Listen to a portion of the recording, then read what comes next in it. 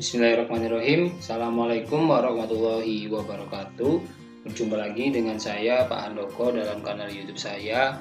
Jika di video sebelum-sebelumnya kita sudah belajar tentang cara menambahkan materi dan tugas, maka di dalam video ini saya akan menjelaskan cara cek tugas siswa di Google Classroom ya. Jadi kan tugas yang sudah kita berikan tidak mungkin kita biarkan begitu saja. Nah, bagaimana caranya? Jadi Bapak Ibu harus masuk ke Google Classroom dulu menggunakan akun Google milik Bapak Ibu yang dijadikan sebagai guru di dalam kelas Google gitu ya. Kemudian Bapak Ibu pilih nih salah satu kelas yang ingin Bapak Ibu cek tugas siswa mereka gitu ya. Kemudian Bapak Ibu pilih salah satu tugas gitu ya, misalkan tugas yang terbaru gitu.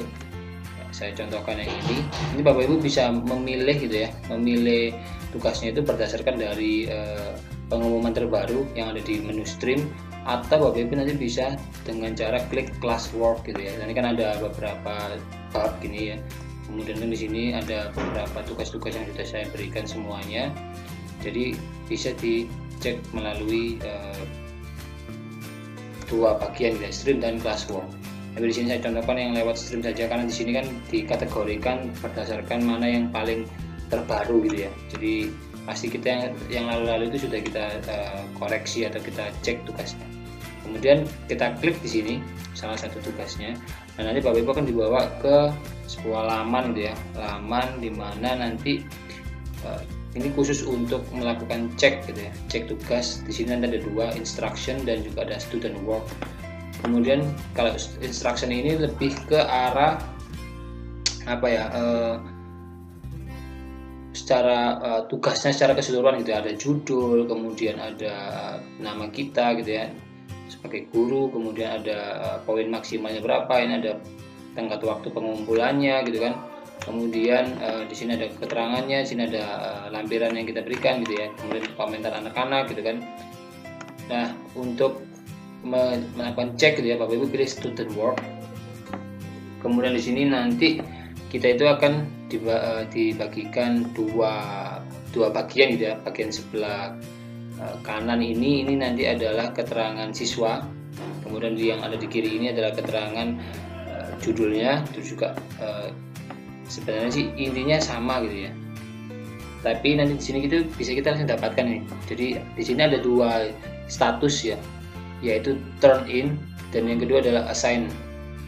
Jadi kalau turn in ini itu maksudnya adalah jumlah daripada siswa-siswi kita yang sudah mengumpulkan tugas yang sudah kita berikan. Contohnya di sini kan saya pengaruh positif dan negatif iptek di berbagai bidang gitu ya. Jadi sudah 29 anak dari 33 anak yang tergabung di dalam kelas 12 IPA 1. Jadi gitu Bapak, 29 ini turn in itu statusnya adalah yang sudah mengumpulkan. Sedangkan kalau assign ini itu kita sudah beri tugasnya tetapi dia belum mengumpulkan itu ya. Biasanya nanti ini disimbolkan dengan warna merah gitu. Jadi kalau sudah mengumpulkan warnanya hijau ini ya, hijau. Kemudian nah ini assigned ini mereka belum mengumpulkan. Di sini kan warnanya merah, missing gitu ya, belum mengumpulkan. Kemudian di sebelah sini juga nanti kita bisa bagi berdasarkan status, berdasarkan nama depan ataupun nama belakang. Nah, kemudian bagaimana cara kita ngecek satu persatu? Tinggal Bapak Ibu nanti pilih gitu ya. Bisa diklik di bagian sini langsung di namanya gitu ya, atau nanti berdasarkan yang ada di sebelah kiri sini. Ini sama saja gitu ya. Dan di sini kan ada tandanya sebelah kanan ada itu garis underscore gitu ya, garis bawah garis miring 100. Jadi nanti ini kan belum saya berikan nilai gitu ya. Kemudian diklik saja salah satu namanya, misalkan saya contohkan yang ini. Ini kan, kemudian ini adalah kita klik saja. Saya ini memberikan tugasnya dalam bentuk ELKS gitu ya,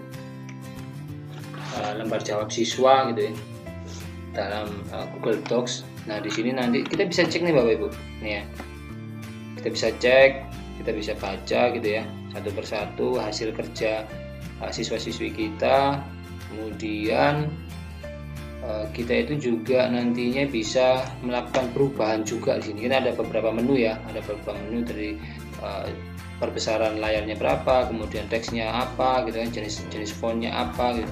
Itu kita bisa melakukan perubahan juga di sini gitu. Misalkan saya tambahkan tugas gitu, misalkan ya. Jadi nanti ini anak-anak itu juga bisa tahu bahwa kita itu sudah mengkoreksi gitu ya, mengkoreksi mengkoreksi hasil kerja dari anak-anak kita gitu kan. Jadi kita bisa menambahkan catatan lah ya, catatan di mana nanti, oh ini nanti kurangnya di sini, oh ini nanti seperti ini gitu ya. Kemudian nanti kalau misalkan Bapak Ibu sudah merasa bahwa ini sudah saya koreksi dan sudah memiliki berapakah nilai yang akan kita berikan, Bapak Ibu nanti tinggal sebelah kanan, kemudian Bapak Ibu tentukan saja, misalkan oh ini saya berikan 85 misalkan itu ya. Jadi nanti ini kita itu berikan dia nilai 85 gitu ya. Kemudian kalau nanti private comment ini misalkan tugasnya sudah bagus misalkan, tetapi gitu ya, tetapi ada beberapa kalimat yang masih copy paste misalkan dari internet tanpa dicerna terlebih dahulu misalkan. Nah, ini nanti bisa kita tambahkan keterangan komentar dari komentar kita terhadap tugasnya ini gitu ya, dalam bentuk teks.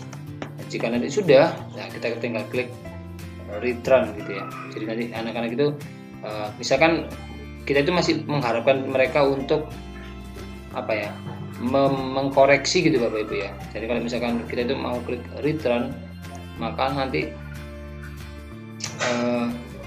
kita itu masih memberikan kesempatan kepada peserta didik kita untuk memperbaiki tugasnya ya. Itu salah satunya. Misalkan nanti nggak dikerjakan sama sekali, atau dia ini kopas dari tugas temennya gitu, nanti bisa kita kembalikan gitu Bapak Ibu melalui tombol return gitu ya.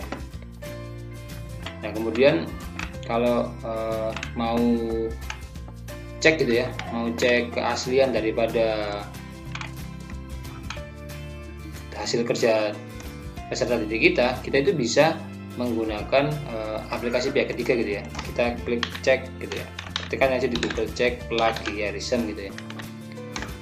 Jadi kita itu akan cari tahu gitu apakah kata-kata yang sudah dituliskan oleh peserta didik kita itu mereka benar-benar mencernanya, atau mereka itu menggunakan kata-katanya sendiri, atau mereka itu tinggal copy paste dari internet gitu ya. Nah ini kan saya menggunakan aplikasi pihak ketiga Small CE Tools. Di sini ada menu untuk cek plagiatnya gitu ya, tinggal dipaste saja di sini. Kemudian klik sini, saya bukan robot. Sebenarnya ada banyak sekali tools untuk cek plagiarism, tapi di sini saya sering menggunakan ini Small CE Tools. Kemudian klik periksa plagiarism, maka kita akan tunggu hasilnya.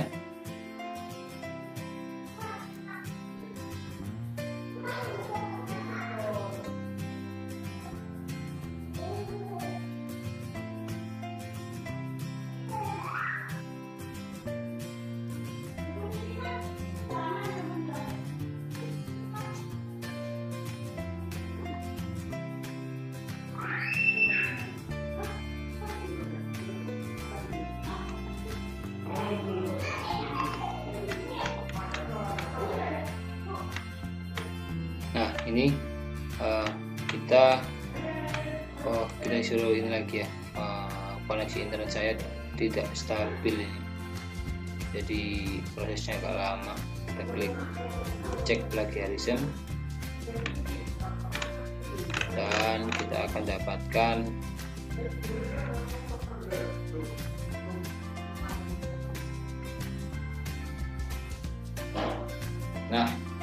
ini ya, kita sedang dikoreksi gitu ya, dan ternyata hasilnya adalah 75% kata-kata yang digunakan oleh peserta didik saya itu tinggal copy paste gitu ya, tinggal copy paste, sedangkan 25%-nya itu dianggap unik gitu. Jadi dia itu tidak cocok sama sekali susunan katanya dengan